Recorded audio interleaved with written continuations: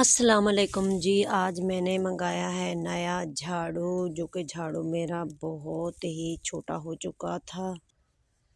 मेरे घर की मंजियाँ काफ़ी टूट चुकी हैं, बहुत ख़राब हो चुकी हैं घर में, जो कि सिर्फ़ 2 मंजियाँ हैं। तो ये जो लकड़ी रखी हुई है, ये लकड़ी लेके जाएगा मेरा खावंद आरे पे, और इसकी ना हियें निकलवा के, पावे निकलवा के हम अपनी मंजी बनाएंगे। घर की लीड बहुत ज़्यादा जो कि ख़राब थी, और खावंद ने कहा कि आप ले आएँ लीड। तो ये मैं बनाने के लिए लेके जाता हूँ। और ये देखिए, ये एक जगह से इसे आग भी लगी थी, और ये हाल है लीड का। ये स्विच भी काफ़ी ख़राब है।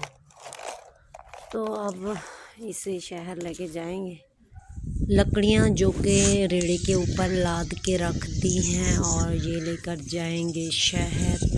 और ये देखिए, आज ठंडी ठंडी हवा चल रही